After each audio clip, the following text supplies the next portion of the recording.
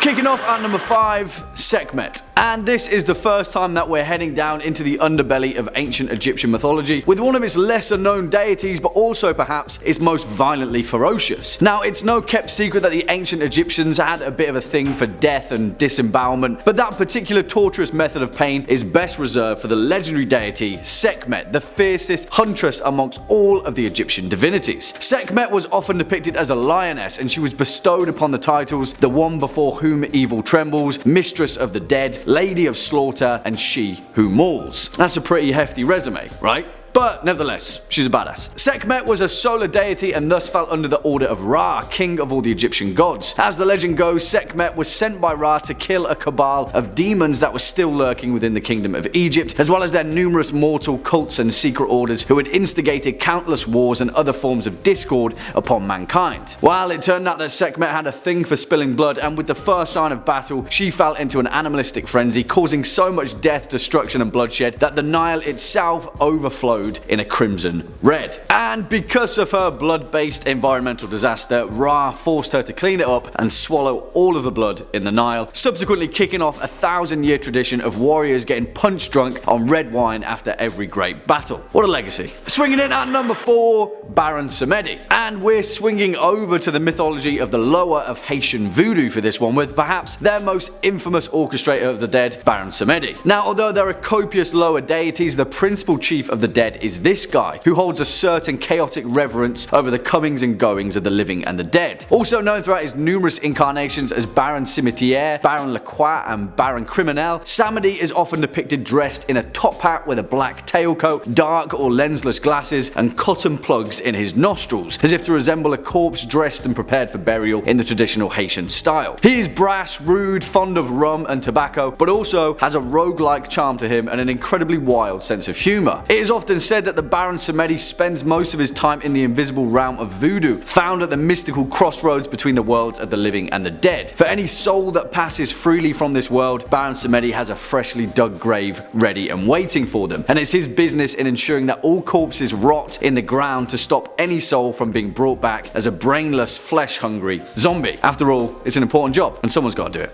Cheers, Baron Samedi. Number 3, Odium, from Brandon Sanderson's The Stormlight Archive. I am emotion incarnate. I am the soul of the spren and of men. I am lust, joy, hatred, anger, and exaltation. I am glory and I am vice. I am the very thing that makes men men. You picking up on a theme yet? Human traits are scary in an omnipotent being. We can't be trusted with that kind of power, why should they? One of the 16 shards, or pieces of the power of creation, Odium is a godlike being who has already killed others on his level. Following the Shattering, an event where the creator god was killed by 16 people, Odium was one of the shards that came to be. After ascending, he methodically sought out and killed 4 other shards: devotion, domination, ambition, and honor. A god that kills other gods is nothing to mess with. Some say that Odium is the wrath of a god, destroying all that dare to defy it. This is a pretty scary notion, as anyone who does anything outside of what Odium deems acceptable may be destroyed without a second thought. However, how Odium describes himself could be even more terrifying. He sees himself as passion, a shard of emotions, especially excessive emotions. Excessive emotions left unchecked can lead to highly destructive results. Whole worlds obliterated in the name of passion. Countless lives ended because of a disagreement between 2 individuals. Although there is a third and possibly more accurate description of Odium: hatred. This seems to line up well with his actions and allows us to come closer to understanding his intent. With powerful magic like Void Light and Void Binding at his disposal, and an army of Fuse at his beck and call, we do not want Odium giving in to passion or hatred. A whole lot could be at stake. Number 2, Diablo, the prime evil from Diablo. He is the root of all fears, buried deep within mortal minds. He is the nightmare that awakens us, sweating in the dark.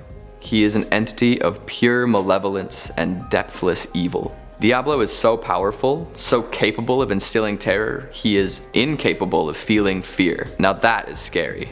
Not that you could convince him that. I know that Diablo does not have roots in literature, but there are plenty of Diablo tomes floating around our earthbound world. In 2002's Diablo, Kingdom of Shadow, the prime evil attempts to open a passage between Hell and Sanctuary. If Sanctuary isn't safe from Hellfire, where is? He, as the most creative and far-sighted of the three prime evils, has a great capacity for cruelty on all planes he inhabits. Much like the Lovecraftian son of Azathoth, Nyarlathotep, Diablo sees himself as an artist of terror. He does not seek satisfaction in the form of conquest, but instead from the terror he instills in all of his victims. It could even be said that he's the embodiment of terror itself. Possessing powerful magical and physical capabilities once awoken, Diablo is an extremely dangerous being. Even if defeated or sealed away, there's always another way for the prime evil to make its way back into the waking world. Like a good horror movie villain, you can't keep Diablo down for long. Number 1, we've got the God Hand and the idea of evil from Berserk. Berserk is a manga that does not pull any punches. Extreme violence and sexual themes run throughout this long-running series as it struggles with ideas ranging from isolation to camaraderie to the fundamental nature of human beings. Good and evil come up a lot, and no beings embody evil better than the God Hand. I'll group them all into one entity serving the idea of evil because that makes things a little more neat and tidy for the purpose of this list. Got a problem with it? Make your own list. The God Hand consists of 5 members, representing all sorts of forces beyond our control. Fate, temptation, deception, famine, pestilence, gravity, and space. They rule over the human realm in servitude to the idea of evil, and have had a hand in shaping many major events on Earth. They also look like Cenobites from the Hellraiser films, which definitely makes them a great degree scarier. As the most powerful demons, they reign over apostles and grant Beherit users reincarnation in exchange for a sacrifice. And that's part of what makes the God Hand so scary. The sacrifice. A major character in Berserk, Griffith, is gravely wounded at one point and unknowingly activates his Beherit during an eclipse. This brings him into the realm of the God Hand along with all of his comrades. Once there, the God Hand begin the reincarnation process with Griffith so that he may become reborn as one of them. However, this means that the people that mean the most to Griffith must be sacrificed. All of the members of the Band of Hawks are murdered, and only 2 other major characters, Guts and Casca, survive. The fact that 5 demons hold such power over all of humanity and are constantly looking for ways to add to their ranks is legitimately terrifying. What's even more scary though is that they're only the functional extension of an even higher power. The idea of evil. The idea of evil has been hypothesized as humanity's collective consciousness, finding a scapegoat for all the horror and atrocity in the world. If I hadn't already convinced you that humanity was actually the scariest thing of all, maybe the fact that humanity dreamed up a scapegoat so powerful that it gained sentience and started to change the course of world events will adjust your perspective. This concept, the idea of evil, was so powerful that even the creator of Berserk, Kentaro Miura, actually retconned it after originally writing it in. Miura stated that it limited his creative freedom and he wanted to ensure that God was left ambiguous. The idea of evil was too powerful for even the author to let slide, so we're just left with the God Hand.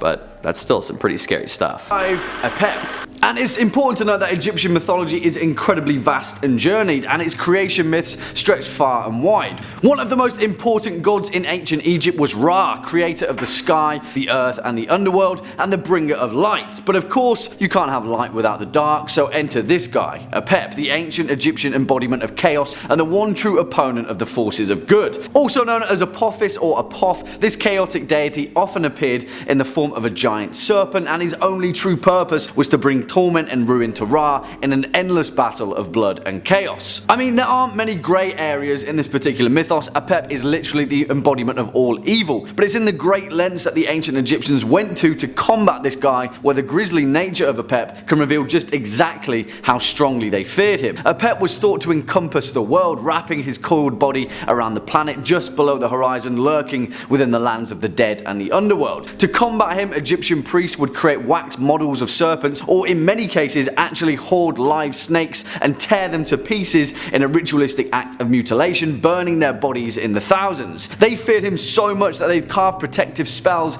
into their dead so that when they awoke in the underworld they'd have a fighting chance against the evil of Apep. That's dedication. Coming in next at number 4, Hades. Because really, in all reality, we can't talk about any kind of lord of the underworld without giving credit to the true guy who hails downstairs. Hades. And no, not the James Woods version, because black robes and flaming blue hair aside, Hades was actually a terrifying deity in Greek mythology, so much so that the ancient Greeks even feared to speak his true name. In fact, compared to other Greek gods, little was recorded about Hades, as the ancient Greeks were terrified of marking his image in fear of attracting his attention. When offering up sacrifices to him, the Greeks would cover their faces or perform the ceremony with their eyes closed in fear of catching his gaze. There are also several stark connections to a death cult connection to Hades, a secret sect of worshippers that believe that Dionysus, the god of wine and revelry, was actually the youthful form of Hades, and in the lustful practice of gluttony and indulgence they were actually worshipping the lord of all death. Hades is an incredibly interesting figure in Greek mythology, and yet despite his terrifying reputation, he was also a pretty just and fair figure that would often give mortals the benefit of the doubt when staring down their immortal death.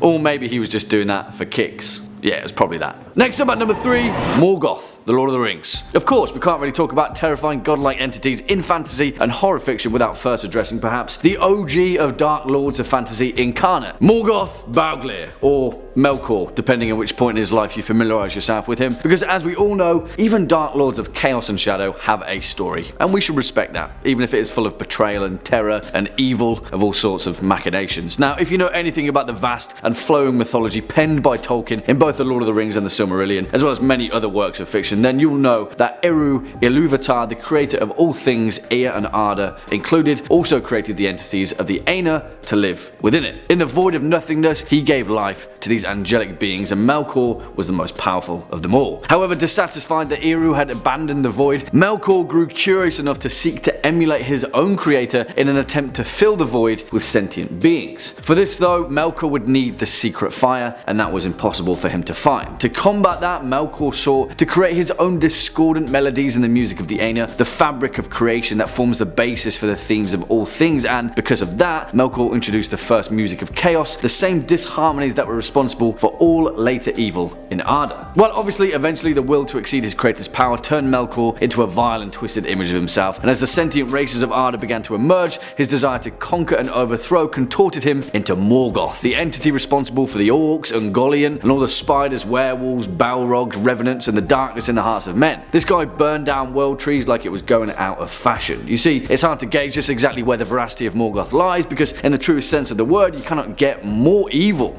than Morgoth. And then, of course, there's the emergence of the cult of Melkor, headed by the lieutenant of evil himself, the Dark Lord Sauron, where here, as the high priest of that cult, Sauron orchestrated the human sacrifice of the Númenors in Melkor's name, and then pride cometh before the fall and all that. Morgoth, guys, he's got a mace called Grond that was literally forged from the essence of the underworld. I would not like to meet him in a tavern. Put it that way. Coming in at number 2, Randall Thor, the Wheel of Time. Alright, we're going to be doing things a little bit differently with this particular point, because by rights, in terms of power level, this guy should probably take the #1 spot on pretty much every literature list ever written. However, what sets this entry apart, as those of you who have read the Wheel of Time series will know, is that Randall Thor is kind of the good guy. I mean, he is the good guy. He's the personification of light and righteous flames, but he can also kind of destroy the fabric of all reality without breaking a sweat. The reason Randall Thor is ranking so high here on the terrifying meter is that if this guy was on the wrong side, we'd be donezo. I mean, it's a good thing that he wasn't or isn't. Rand is very clearly the main protagonist of Robert Jordan's phenomenal fantasy series, but guys, really, the Dragon Reborn would cover the entire earth in a blanket of cleansing fire in a single moment if he ever wished to do so. And that makes him terrifying. He's Superman meets Dr. Manhattan on a biblical scale. As written in Keeper of the Chronicles, he is born again. I feel him. The dragon takes his first breath on the slopes of Dragon Mount. He is coming. Light help us. Light help the world. He lies in the snow and cries like the thunder. He burns like the sun.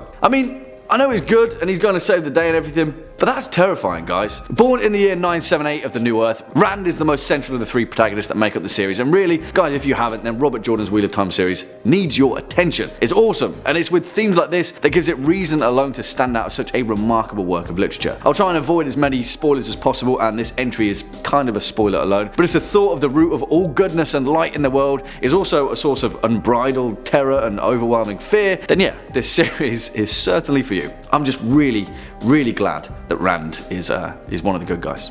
Thanks. And finally, coming in at number 1 spot, the crippled god, Malazan. And as so far as overwhelmingly powerful entities being the source of all of this terror, then we don't have to preface it with the will he or won't he ways of Rand al'Thor, because instead we can pin it all on one of the most potentially destructive forces ever found in fiction. The crippled god, the chained one, the death slayer, and the king of change. Really, we'll try and do this one without spoilers, because Malazan Book of the Fallen is an absolutely astounding fantasy series, and if you haven't yet had a chance to check it out, then please check it out. And also, the audiobooks are really well done, so there's another reason too if you've got a long commute. Although there are a lot of characters to keep track of, so if that's not your kind of thing, actually no, just read it regardless. Anyway, the Malazan series encompasses many differing woven series featuring gods, immortals, alien entities, pretty much everything going. All of them though pale in comparison to the crippled god, and yet thankfully for everyone, this guy is chained and imprisoned, so he can't hurt anyone at all.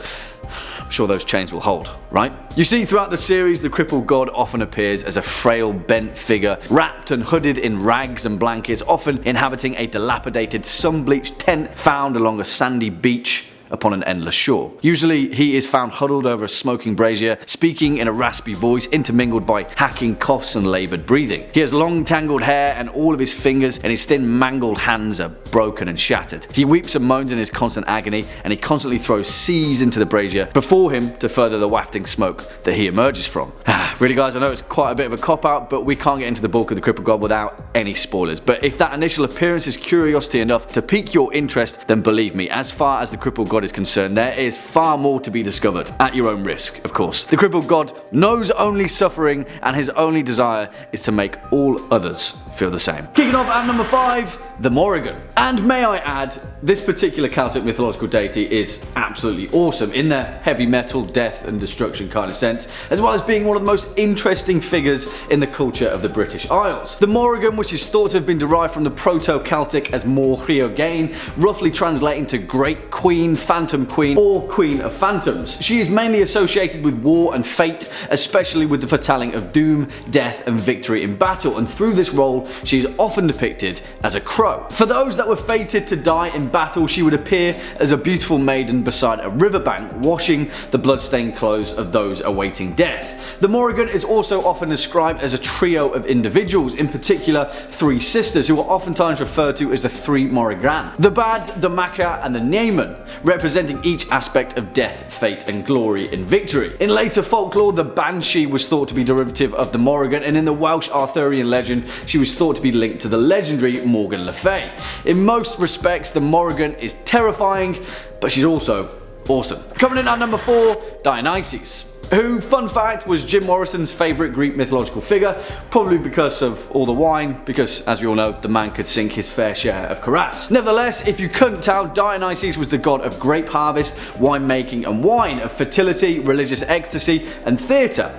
Doesn't sound scary at all, right? Well, in actual fact, Dionysus was an incredibly horrifying deity, mainly due to his propensity to incite ritual madness and the fact that he had more cults worshipping him than you could shake an olive branch at. Now, don't get me wrong, Dionysus served an incredibly important role in the development of Greek culture and theatre, and for the most part, his ritualistic worship served as the main driving force of Greek enlightenment and spiritual liberation. However, it was the flip side to that coin that gave the rest of his worship a pretty bad name. Dionysus was often depicted as a dying and rising god, and during one particular encounter with the Elder Titans, his throat was slit, he was skinned alive and his flesh roasted and eaten for dinner. This led to a number of his female-focused cults adapting the ritualistic sacrifice of tearing dissenters to pieces with their bare hands, mimicking the death of Dionysus and often resulting in cannibalism. Yeah. I'm not entirely sure if that was the intended result. Coming in at number 3, Shub-Niggurath. Shub-Niggurath is an outer god in the Cthulhu mythos of H.P. Lovecraft. The being first appeared in Lovecraft's revision story, The Last Test, back in 1928. However, in Lovecraft's work, she is never actually described, but is frequently mentioned or called upon in incantations. Shub-Niggurath also appears in the works of other authors, including August Derleth, Lynn Carter, and Brian Lumley. Shub-Niggurath is an outer god or outer goddess in the pantheon. She is a perverse fertility deity, said to appear as an evil cloud-like entity, as written by H.P. Lovecraft in selected letters. She is said to be an enormous mass which extrudes black tentacles, slime-dripping mouths, and short, writhing goat legs. Small creatures are continually spat forth by the monstrosity, which are either consumed into the miasmatic form or escape to some monstrous life elsewhere. Of all the mythos deities, Shub-Niggurath is probably the most worshipped. Her followers include the Hyperboreans, the Movians, and the people of Sarnath, as well as any number of druidic and barbaric cults. Shub-Niggurath is believed to have mated with Hastur to produce the beings Zar, Ithaca, and Jezahar. Hastur may also be the father of 1,000 young or dark young, though there is a good chance they were spawned by fission. Now, she has also appeared outside of the world of Lovecraft. Both Stephen King and Terry Pratchett have referenced Shub-Niggurath in their works. Coming in at number 2, Yog-Sothoth. To quote H.P. Lovecraft in the Dunwich Horror, Yog-Sothoth knows the gate. Yog-Sothoth is the gate. Yog-Sothoth is the key and guardian of the gate. Past, present, future, all are one in Yog-Sothoth. He knows where the old ones broke through of old, and where they shall break through again. He knows where they have trod Earth's fields, and where they still tread them, and why no one can behold them as they tread. Yog-Sothoth is a cosmic entity and outer god, born of the nameless mist. He is the progenitor of Cthulhu, Hastur the unspeakable, and the ancestor of Vormi. Like many Lovecraftian gods, Yog-Sothoth has many different appearances throughout the various stories of the mythos, by various authors. There is, however, a common agreement that Yog-Sothoth visually manifests as a mass of glowing orbs with eyes or tendrils in some versions, and in others simply the orbs. It is also heavily implied that Yog-Sothoth is omniscient and is locked outside the universe, meaning he can know and see all of space-time all at once, which means there is no secret hidden from Yog-Sothoth. Outside of the work of H.P. Lovecraft, Yog-Sothoth also appears in Doctor Who as the military strategist of the Great Old Ones, who are the equivalent of the Time Lords in a previous universe. And finally, coming in at number 1, Azathoth. To quote H.P. Lovecraft in The Dream Quest of Unknown Kadath, outside the ordered universe is that amorphous blight of nethermost confusion, which blasphemies and bubbles at the center of all infinity. The boundless demon Sultan Azathoth, whose name no lips dare speak aloud, and who gnaws hungrily in inconceivable unlighted chambers beyond time and space, amidst the muffled, maddening beating of vile drums and the thin, monotonous whine of accursed flutes. Azathoth, sometimes called the blind idiot god and the nuclear chaos and the deep dark, is an outer god with no definite description, simply because everybody envisions him differently, and he is constantly changing. There is evidence the physical manifestation of Azathoth in the universe is continuous, with a spot in the central region of the galaxy, otherwise known as Sagittarius A, the supermassive black hole at the center of the Milky Way galaxy. Azathoth is a significant malign presence in the Necronomicon, as both Albert Wilmarth and Walter Gilman are horrified at the mere mention of its name, having both read about it in the occult tome. In Gilman's case, it's the witch Keziah Mason who references Azathoth while haunting his dreams, stating he must meet the Black Man and go with them all to the throne of Azathoth at the center of the ultimate chaos. He must sign in his own blood the Book of Azathoth and take a new secret name. What kept him from going with her to the throne of chaos where the thin flutes piped mindlessly was the fact that he had seen the name Azathoth in the Necronomicon and knew it stood for a primal horror too horrible for description. Number 5.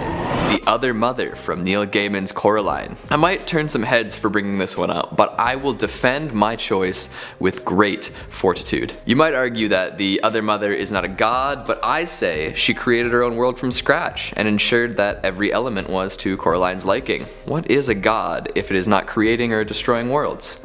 Sure, she can only copy and warp what already exists in the real world, but she does quite a lot with that power alone. You might also say that the Other Mother couldn't stand toe-to-toe with other gods on this and other lists, but nowhere in the title does it say most powerful gods in literature. We're not looking at exclusively combat prowess or destructive power, although those are definitely factors.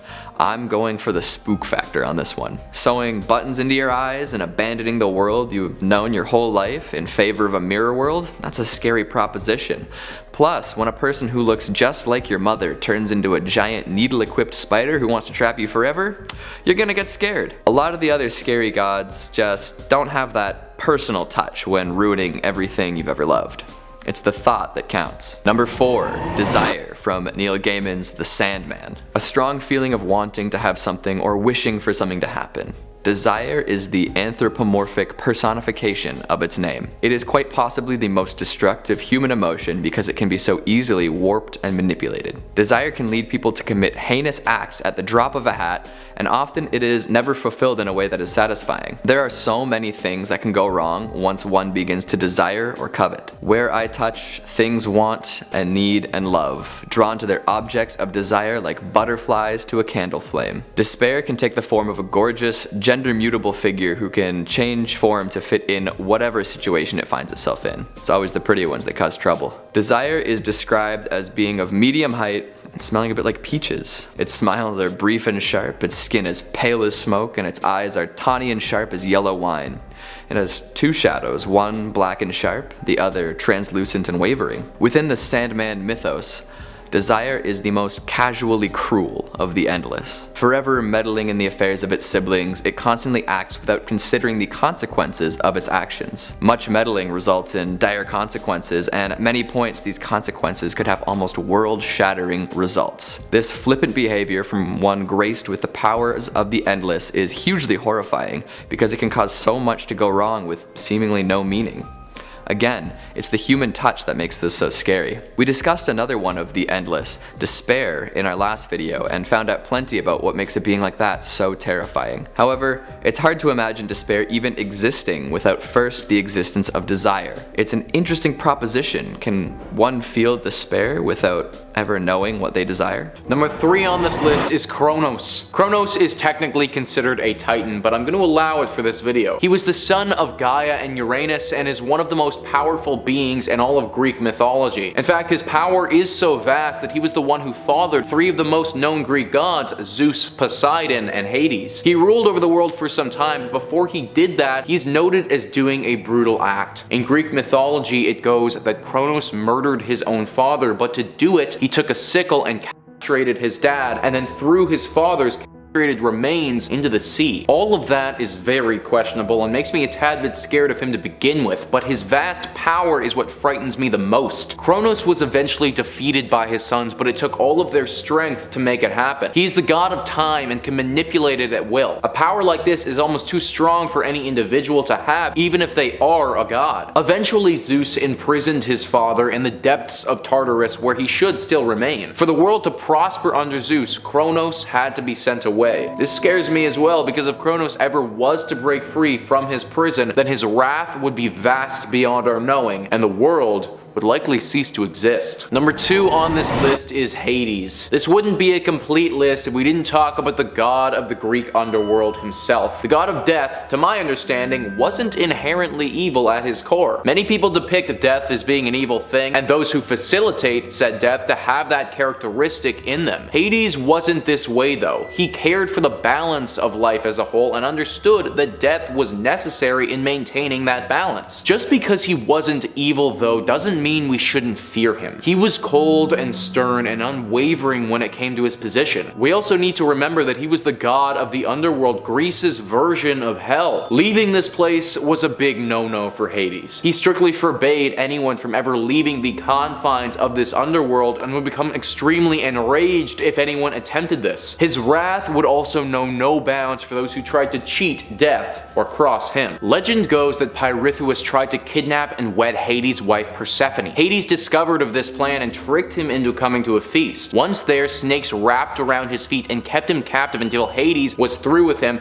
Then he was fed to his hound, Cerberus, a 3-headed dog which is by Hades' side at all times and acts as a gatekeeper to the underworld. Along with the fact that Hades can be quite brutal if you ever attempt to cross him, he is also incredibly intelligent as well. There's many a story of Hades outsmarting other gods and getting his way. This intelligence, coupled with his immense power and the fact that he's the actual god of death makes it clear that he's one of the scariest Greek gods to ever exist. Number 1 on this list is Moros. Moros was a premortal deity and is the offspring of Nyx. It's said that Nyx conceived him without any male intervention at all. However, some experts on the subject dispute this, saying that Erebus, the god of darkness, was the father. Moros was feared by all. Even Zeus was reportedly afraid of the ability that this Greek deity possessed. The website Greek Boston has a great article talking about how inherently powerful Moros was, and I'm going to quote that now. Moros was powerful, so he couldn't just be taken down by another god. He would always find a way to bring misfortune to his impending victims. He was called by the people and the other gods the all-destroying god. Even after his victim died and went to live in death, he did not set them free. He decided to make sure they suffered. He's not only seen as the god of death, but also the god of death and suffering. His name is near to Moros, meaning sullen and ill-tempered, near to the spirit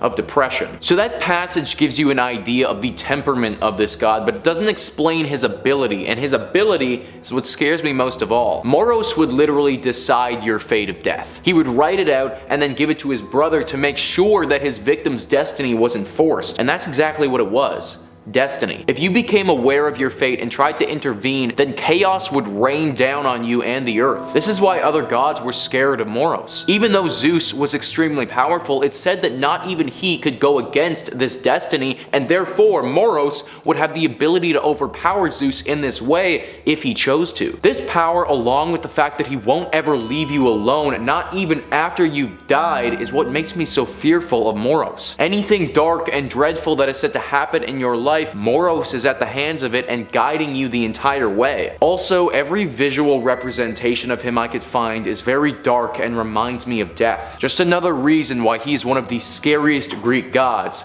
that ever was. Kicking off at number 5, Tash, Chronicles of Narnia. And no, not Natasha, but Tash. Tash the inexorable, Tash the irresistible, the patron god of the ruling class of Kalaman, essentially the best friend and overseer of the rich, who gobbles up poor people and the working class just for the sheer fun of it, to further fuel his dark and manipulative reign. Now, if you know anything about C.S. Lewis's Chronicles of Narnia, then you'll certainly know that this particular fantasy series draws its main body of inspiration from the Judeo-Christian religion. And whereas the bold and brave lion himself, Aslan, represents Jesus, while as you may imagine, Tash represents the pure and evil antithesis of that, the Antichrist. And yes, say what you will about the Chronicles of Narnia, and whether you think it's tame or not comparable to some later fiction found here, the truth of the matter is Tash is pretty damn terrifying, and he's the purveyor of some pretty horrendous themes throughout the series of what is essentially a children's novel. Tash appears as a dark and shadowy demon, an almost skeletal figure of a humanoid body with a vulture-like head and 4 grotesque taloned arms. His presence is said to bring with it the cold, and his stench is that of death. And yet, whilst many people in the world of Narnia refuse to believe in Tash, he is very much a real and evil entity. Now, strangely enough, although being the pure antithesis of Aslan, one of Narnia's most prolific figures, Tash appears only twice in this series, and in 1954's The Horse and His Boy, and in 1956's The Last Battle. In the former, he's referred to in the same passage as 2 other gods, Azeroth, where have we heard that name before, and Zardina, the Lady of the Night and the Maidens. And yet still, comparable to those two, Tash is still the only figure that the fanatical people of Kalaman would like to sacrifice children to in his name. Yeah, that's pretty much the extent of it, really. At one point, the followers of Tash tried to run a smear campaign against Aslan by suggesting that Tash and Aslan were the same entity, conveniently called Tashlan. Yeah, obviously they didn't buy the fact, given the fact that Tash is very clearly a giant, terrifying, bird-headed primeval straight from some Assyrian cultist mythology. Hey, it was a simpler time. Swinging in at number 4, Despair, the Sandman. And you know what? We could have certainly featured the actual main character of Neil Gaiman's The Sandman on this list, the dream-sleeping, swagger-walking, chain-smoking, coffee fiend himself, Dream, aka Morpheus if you're feeling adventurous. Because as a side note, for a protagonist, Dream does some pretty messed up stuff in that brilliant graphic novel series, and kind of ends his reign by just killing everyone. Sort of. He certainly commits a few murders along the way, but whatever. For the sake of brevity, we'll give Dream the benefit of the doubt, and instead we'll cast our gaze toward his equally perplexing and utterly bone-chilling counterpart, Despair. One of them, anyway. As is written in Endless Nights, the follow-up to the Sandman series, and one that fully fleshes out the pantheon of the endless, take away the despair and there is nothing left. Nothing but an empty room and a hook of the perfect shape and size for snagging at your heart. Despair most often appears as a short, naked, grey and rotund woman with sharp, pointed teeth and greasy black hair tied in a bun. She demonstrates no odour, but allegedly her shadow has often been described as smelling musky and pungent like the skin of a snake. Her sigil is a hooked ring which she only wears on her left hand and haphazardly uses it to tear into her own flesh absentmindedly, which yeah, that's one of the reasons she's making this list really. You see, in Despair's realm, in stark comparison to the wild and whimsical realm of the dreaming that Morpheus rules over, is instead a grey and foggy space filled with endless skittering rats and mirrors used for looking upon people in the depths of their own despair. You see, what is strange is that Despair is said to be one of the few Endless that have seen two incarnations. It isn't clear as to how she was initially destroyed and reformed, but this one is certainly a bleak and bewildering replacement. Compared to all of the other Endless who are clear in their emotional personifications, Despair is a tough one to handle. In at number 3 we have Apollo. At first Apollo seems like a friendly and lovable god, but then you get to know him. Being the god of arts and protector of humankind and is the son of Zeus and Leto, Apollo was notorious for his uncontrollable temper, a trait he undoubtedly got passed down from his father. Apollo can be described as one of the scariest mythical gods in history because if he was having a bad day, Apollo was known for his irrational use of his power when giving out punishments.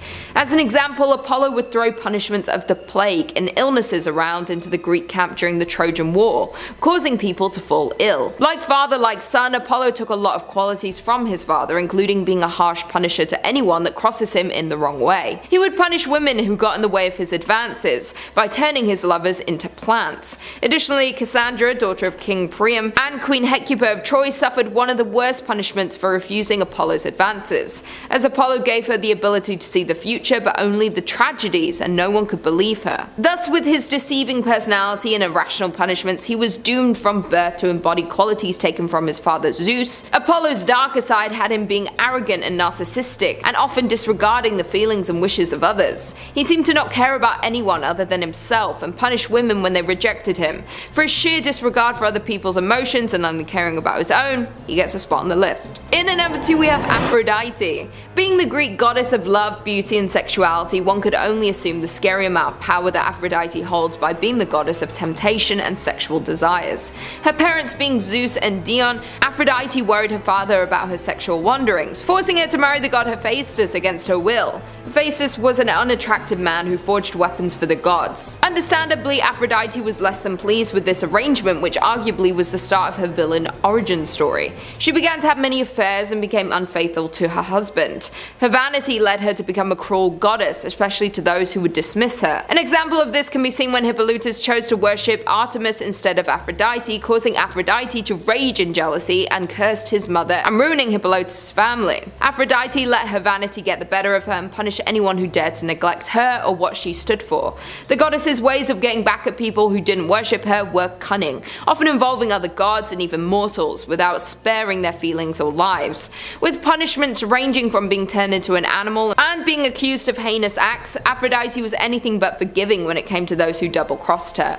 People and gods alike feared her for this reason, as the goddess's wrath and power could inflame them with unnatural passions.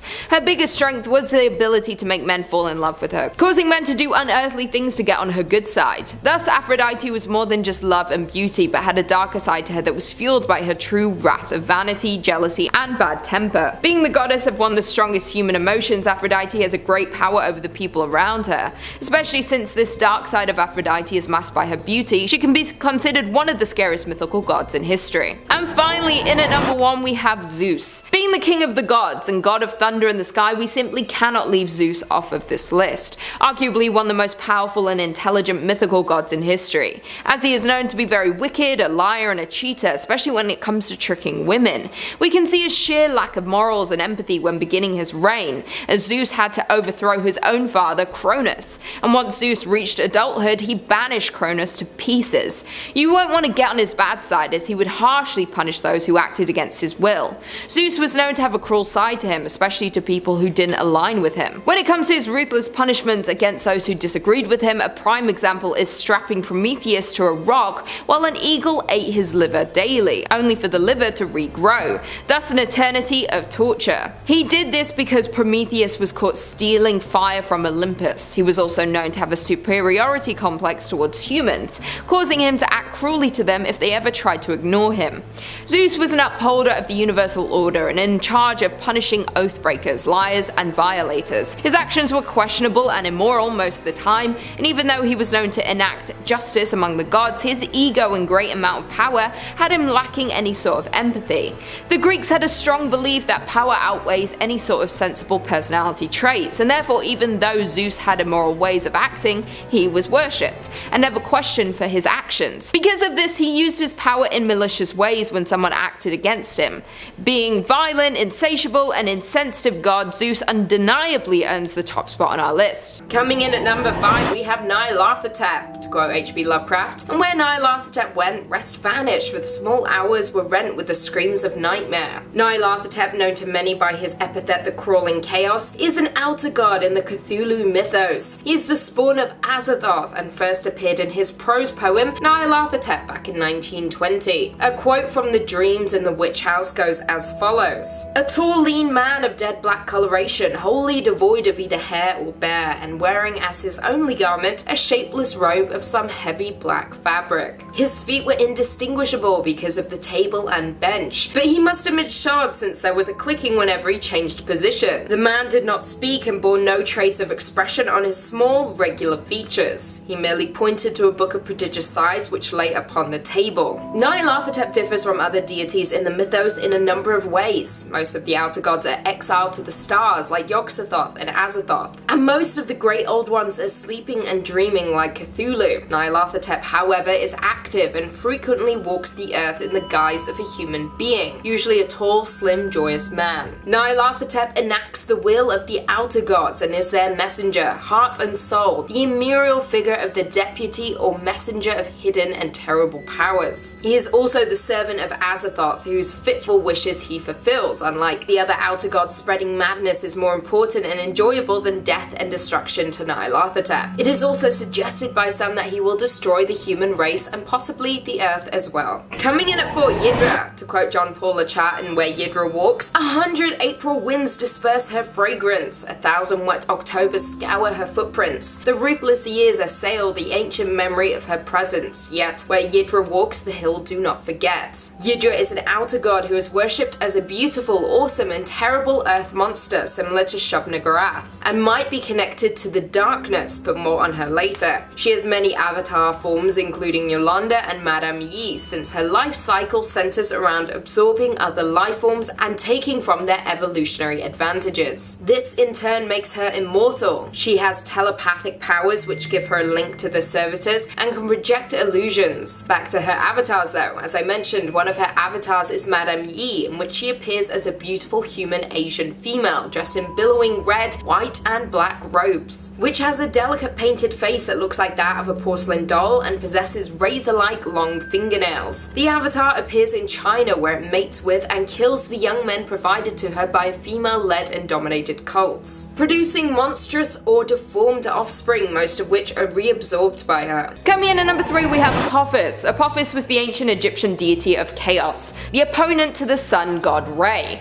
His appearance is that of a giant serpent. He stretched 16 yards in length and his head was made of flint. Each night as the sun set, it's said that Apophis would wait for Re on the horizon and they would have a battle. Although Apophis would fall, he would never be permanently subdued and would return each night to try and stop Re's nightfall ritual. Apophis was never worshipped by the Egyptians like Re, but instead worshipped against. In an annual ceremony named Banishing of Apophis, a priest would build a box thought to contain all the evil of Apophis and then burn it. The people would then be saved from his influence for another year. The Egyptians even wrote a detailed book on how to defeat the evil gods, named the Books of Overthrowing Apep being another name given to the creature. The book went into detail on how to dismember and dispose of the Great Snake. The book even contained instructions on how to create a wax model of Apophis that you could destroy during the nightly battle as a way to aid Re. It is believed that you needed to protect yourself from Apophis once you had passed on. Since he lived in the underworld, your soul needed protection past the living realm.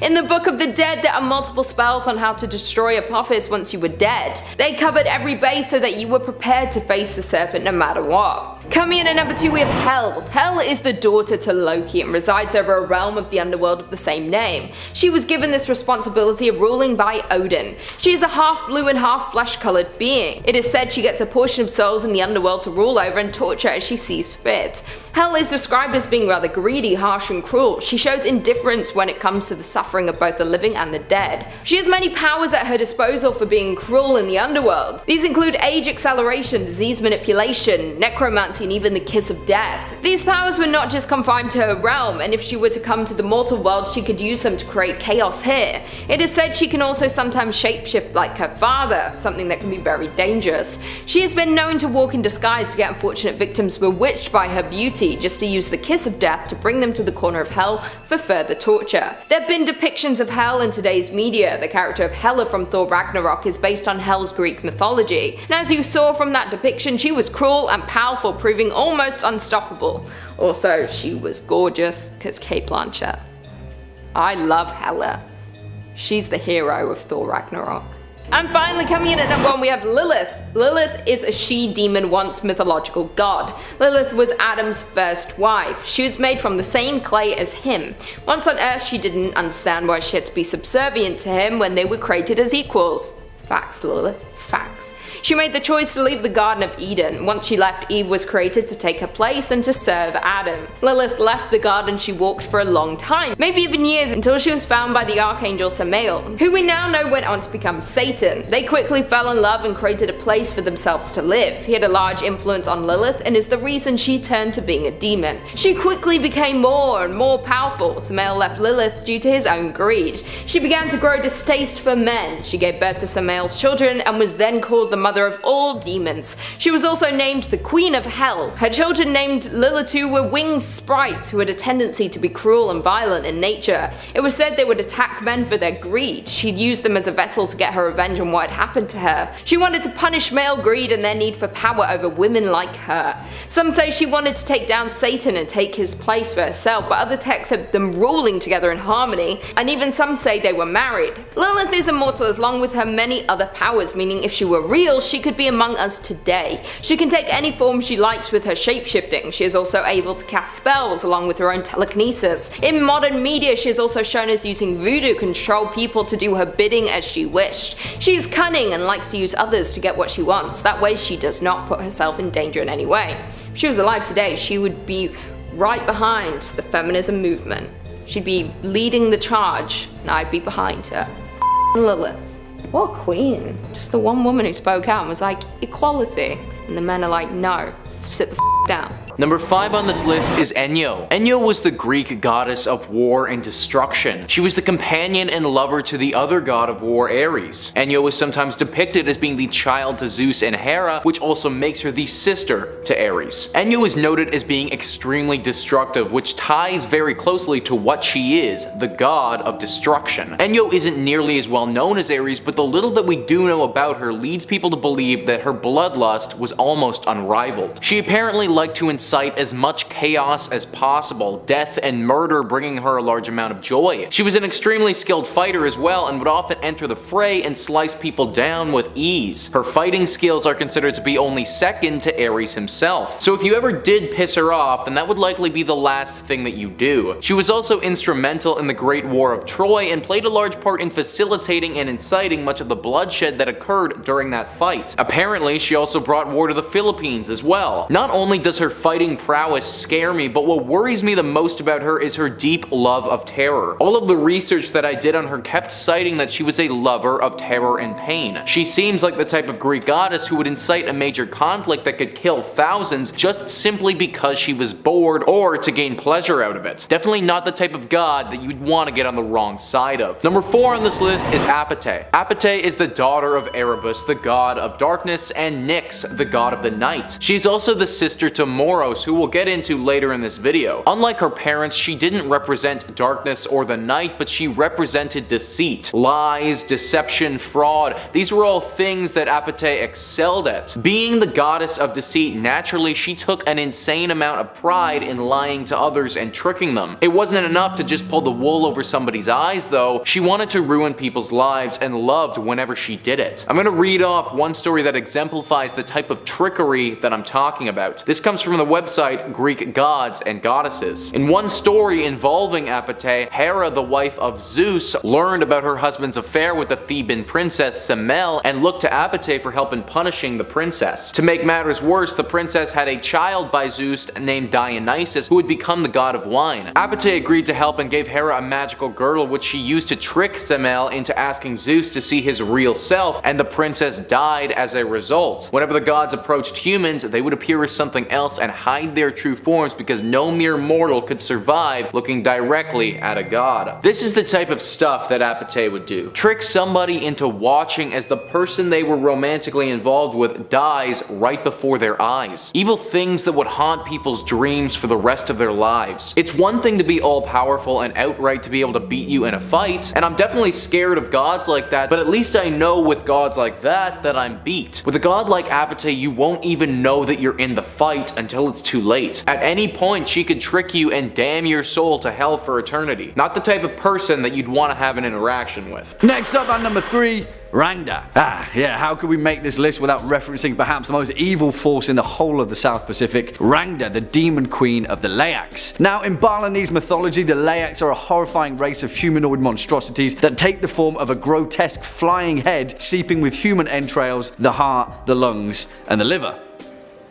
In mythology, they were thought to be humans who had practiced black magic and cannibalism in the name of their queen, the widow witch Rangda. She often takes the form of a wretched, mostly nude old woman with a long tangle of hair, claws, fangs, and bulging red eyes. Rangda serves in direct opposition to the king of the spirits and leader of all the goodness in the world, Barong, and she eternally pits herself against him, orchestrating her army of evil witches and Layaks to spread corruption, death, and destruction across the mythologies of Balinese folklore. However, it is often thought that Rangda may also be closely associated with the Hindu goddess Durga, the fierce, often violent warrior mother that descends upon those that have wronged her with chaos and destruction. And because of that, Rangda is sometimes worshipped as a protectorate force in certain parts of Bali. Nevertheless though, she is pretty damn terrifying. Coming in at number 2, Nycneven. I'm not gonna lie, I'm pretty biased on this one, but much like the Morrigan from our previous part 1, and despite her horrifying depiction, Nycneven is pretty damn awesome, if not the very meaning of a nightmare to those that have wronged her and her many enemies throughout mythology. Derived from the Gaelic surname Nycneven, meaning daughter of the little saint, Nycneven is a bloodthirsty queen of the fairies in Scottish folklore. She is principally related to the Irish and Scottish Fele Nemab, the festival of the dead, which is otherwise tied to Samhain, the Celtic New Year, and the darker half of the solstice. The fact of the matter is, Nycneven is a name often tied up to depict the seminal mother witch, and in Samhain her name was given amongst other powerful female deities, Satya, Bensosia, Zobania, Abundia, and Herodiana, and is thus tied in with the various practitioners of necromancy and sorcery in Celtic mythology. As the renowned poet and author Sir Walter Scott described, Nycneven rode on the storm and marshalled a rambling host of wanderers beneath her grim banner. She was a hag that rode at the head of witches, sorceresses, and elves indifferently, always emerging upon the ghostly eve of All Hallows Mass. Now, as I said at the opening of this video, modern religion gave the old ways an incredibly bad image, and because of that, Nycneven was said to be ferociously angered by her newfound enemies. But as the legendary Scottish folklorist Alexander Montgomery said, the elder Nycneven regularly feasted upon the flesh of holy men.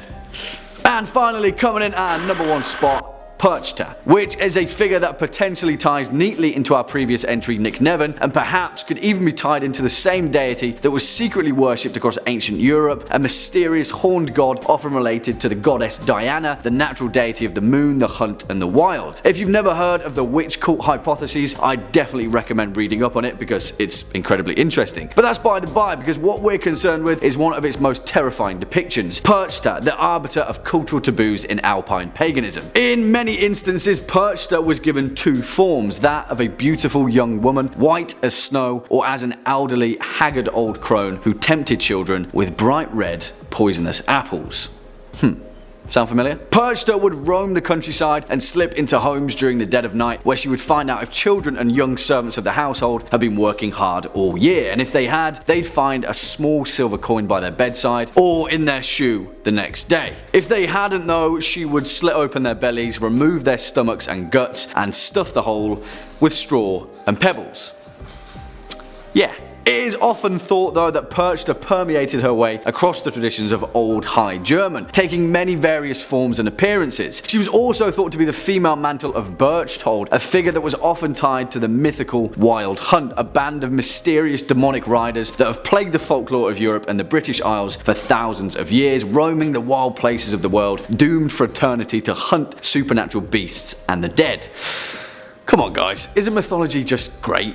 In at number 5 we have Loki. Loki was the trickster god and is known to sometimes be helpful to the gods, but simultaneously more often than not causing as many problems as possible on purpose. Besides this fact, Loki has always been identified as a trickster and shapeshifter, and used his powers to cause chaos. Being the son of 2 giants, he was accepted by the gods of Asgard, but early on Loki proved himself a troublemaker for his ability to shapeshift, using this power to trick the people around him, causing him to be known as a god of mischief and causing trouble purely for his own amusement. Loki's mischievous ways stood front and center in this trickster's story. Loki has been described as a syringe, alluring and frightening figure who is unreliable, moody and a trickster. Don't take his trickery for granted though, as he was always very intelligent and sly, thus being able to use his shapeshifting abilities in malicious ways. Loki's main attribute was his wit. He rarely engaged in physical combat and for that reason carried no weapons on him, as he only needed to rely on this strong wit to get him out of situations. The Greek god was always seen as more of a burden than a help to other gods and goddesses, and for his trickery, causing chaos among people for his enjoyment and surviving the fallout of his pranks thanks to his wit and intelligence. In at number 4 we have Eris. The daughter of Zeus and Hera, Eris was the goddess of strife and discord. Thus, Eris's only purpose was to seek out discord among gods and humans. This goddess is one of the scariest mythical gods in history solely because she could erupt the smallest arguments into more serious events, including war. Eris easily caused division between friends, humans and married couples, causing what she loved most, discourse. Additionally, it was often described that Eris would often be found on the battlefield, being delighted in the pain and suffering of soldiers, and was also known as the goddess of the battlefield and the deity who stirred men to fight and kill each other. Due to Eris's disagreeable nature, she was the only goddess not invited to the wedding of Peleus and Thetis. That being said, she showed up anyways and raged at the event, and threw a golden apple amongst the goddesses inscribed "To the fairest." Hera, Aphrodite and Athena laid claim to the apple, creating a rivalry between the 3 goddesses, and eventually this rivalry brought the events leading up to the Trojan War. Being the god of chaos, she was at the heart of every disagreement and argument in ancient Greece. Eris represented a host of negative emotions and reactions that most people hope to avoid entirely. She sowed discord between gods and mortals, spurring them into fights and war for their own enjoyment. Eris delighted in people's unhappiness and when chaos ensued around her. Even though the Greeks did not like Eris, she still played a significant role in their lives, as all arguments, small or big, began with her. And most of all, Eris embodied the strife of war. Therefore, for her enjoyment of other people's misery and ability to start one of the biggest wars in Greek mythology, she has a spot on our list. Next up at number 3 is Anami. And for this entry we're going over to Japanese mythology and the creation myths of the Shinto religion. Shinto is a practice of duality, of both life and death, all of which is encapsulated in the goddess Izanami no Mikoto, which means she who invites, which is a little disconcerting already, isn't it? In Japanese mythology, Izanami is the goddess of both creation and death, and she began her reign as the wife of the creation god Izanagi, where she gave birth to the many deities of Shintoism. But it's in the tale of her final birth where the horror of Izanami truly got turned up a notch. After dying during childbirth whilst giving life to the deities of the incarnations of fire, Izanami was buried in a tomb and her essence was transferred to Yomi, the shadowy land of the dead. Enraged by her death, her husband Izanagi journeyed to the underworld to find her, but couldn't, as the encroaching shadows hid her appearance. She spoke to him from behind the veil, telling Izanagi that she had already eaten the food of the underworld and couldn't leave. Izanagi straight up refused to accept this and swore never to leave her, but as he struck up a torch, the light revealed the truth of Izanami. The once beautiful and graceful form of Izanami had turned into a husk of rotting flesh with maggots and foul creatures crawling over her ravaged body. Well, as you would, her husband decided to get the hell out of Dodge, but Izanami chased after him, shrieking and cursing him for leaving her. She was so furious that she swore to reap 1,000 souls a day just to spite her previous love. Well, Izanagi replied that he would give birth to 1,500. What a comeback. Coming in at number 2, Nurgle.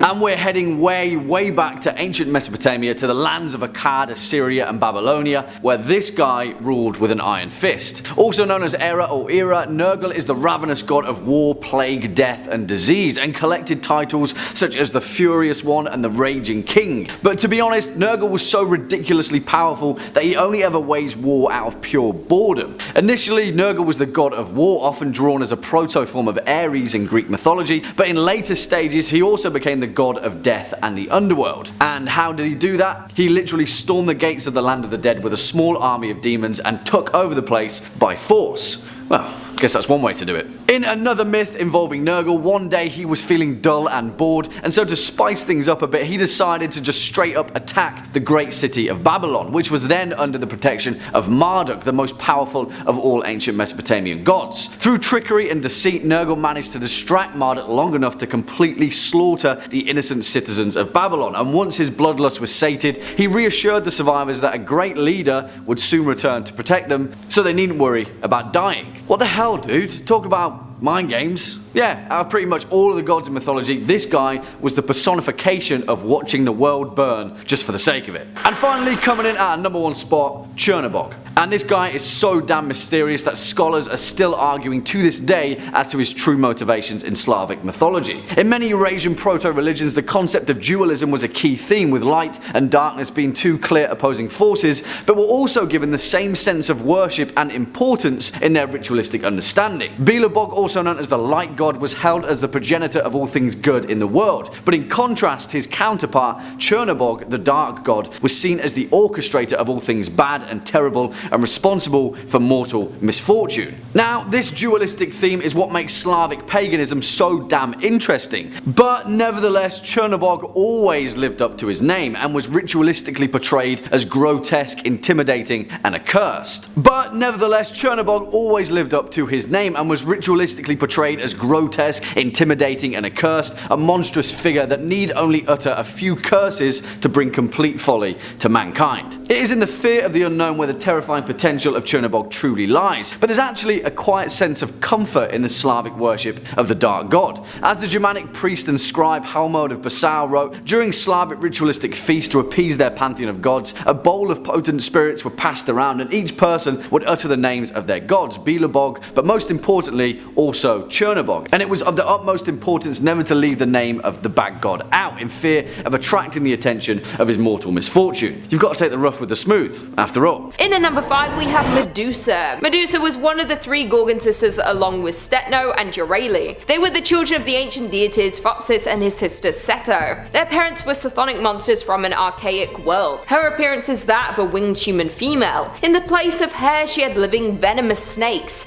The legend goes that if you were to look directly into Medusa's eyes, you would be instantly turned to stone. This made Medusa terrifying and fatal to many who tried to attack or even look upon her. She was an extremely beautiful woman as a way to incite people to look upon her beauty and be cursed by her eyes. This curse is not something that she chose, it's actually said that she was the unfortunate victim being cursed with this power. Medusa was cursed when she had an unwilling relationship with Poseidon. Even though she didn't want any relationship with him, the fact that it happened was enough for Athena to be enraged and curse her. She didn't want her to have any lovers for as long as she lived, so anyone who would gaze on her beauty would themselves be cursed. Due to her curse, she was feared and many tried to kill her due to it. She was often approached with the intention to take her out, but they would fall from the curse before they had the chance. This was until she was beheaded by Perseus. He was hailed a hero and brought the head to King Polydectes. He was given help from the gods to take her life. Even beheaded, she held great power and her head was used against their enemies in wars following this. Medusa's life was full of suffering, none of which was intentional on her part, but she suffered the most due to this. Even though it was not her doing, it's a good thing she is not real. If you could turn to stone just by accidentally looking at her, I think there would be a lot of people turned to stone by her today. Coming in at number 4 we have Wero. Wero is the lord of darkness and evil in Maori. Wero is the lord of darkness and evil in Maori mythology. It is said that he lives in the underworld. According to some tribes, Wero brings bodies down to the underworld when they pass on, when he then consumes them. Eating these vessels gives him a greater strength. It is said that this will eventually give him enough power to break free of the underworld. If this was to ever happen, he would devour everyone and everything on Earth. Some cultures believe that you must be cremated when you pass on to prevent this from happening. Wero cannot gain strength from the ashes. Many people have lived in fear on Wero and would do anything to prevent him from breaking through to the mortal realm. It is said that Wero lives in a deep cave where he performs dark magic. He creates illness and disease to try and get as many vessels to consume as he can. He finds ways to release these illnesses onto the surface. He is one of the most active and feared gods of the underworld, and all associated with him are also feared. His biggest enemy is his brother Tain. Tain is the god of beauty and peace, and he looks over the forests and birds. He is a stark contrast to his brother. When his family grew frustrated of their confinement, they decided to separate. Wero wanted to stay in darkness, but Tain wanted the light. From this moment they became enemies, with Wero hating everything that Tain loved and protected. Hopefully Wero does not exist. He could be in the underworld gaining strength as we speak, waiting for this moment. Swinging in at number 3, Kali. I mean, you kind of only need to take one look at Kali and you'll realize how absolutely terrifying she actually is. Kali, also known as Kalika or Shiama, is the Hindu goddess of time, creation, destruction and power, and for the most part she is perceived as the kindest and most loving of all the Hindu deities and is regarded by her devotees as the mother of the whole universe. She has an absolutely massive variety of forms, often appearing as a benevolent cloaked mother that protects her devotees and children from various mishaps and misfortunes. But because of this interpretation of Kali being a fierce protector of her children, it's kind of led to another pretty terrifying physical depiction, mainly in the form of her eternally clutching a severed head, which signifies the human ego being slain by divine knowledge, as well as the fact she often wears a skirt made of human arms and a garland of more human heads adorned happily around her neck. Kali is pretty much always shown with fiery red eyes, intoxicated by the absolution of rage, and is often shown standing atop of Shiva himself, clutching a multitude of blood-soaked swords in her numerous arms, asserting her complete and utter dominance over him and everything else in the universe. If you haven't figured out by now, it would not be wise to piss off Kali. Also, she travels around on her pet lion, so yeah, you've been warned. Next up at number 2, Ishtar. Also known as Inanna, Ishtar is a fertility goddess of love and war, originally worshipped in ancient Mesopotamia and Sumer before gaining prevalence in Acadia, Babylon and Assyria, where she became their most beloved god, surpassing even their progenitor god Ashur. It is often thought that Ishtar later influenced the Phoenician goddess Astarte and thus later influenced the development of the Greek goddess Aphrodite, albeit a much more watered down version. Because let's not beat about the bush, Ishtar was super messed up. They say that there are 2 Eternals in creation, sex and death, and Ishtar encapsulated both of them. Whereas she was the goddess of love, she was also the goddess of war and chaos, so much so that in ancient Mesopotamia the art of battle itself was often referred to as the dance of Inanna. As Ishtar's mythos developed across ancient civilization, her depiction of death and violence became much more prevalent, and she was gradually referenced as the progenitor of genocide, ultra-violence, cult-like worship of death and the ritualistic sacrifice of children in her name. In the Epic of Gilgamesh, Ishtar was the major antagonist in tempting Gilgamesh to submit to become her lover, which he refuses, and in turn Ishtar threatens to break into hell itself and unleash an entire army of the dead to feast upon the world. Yeah, Ishtar is not playing any games at all. And finally, our number 1 spot, Zeus. I'm going to preface this point with one simple statement. Zeus is messed up, man, and it kind of comes with the territory when you take a look at this guy's origin and the fact that his titan slash father Chronos ate all of his children alive after chopping off his own father's genitalia and throwing it in the ocean after fearing that the same thing would happen to him.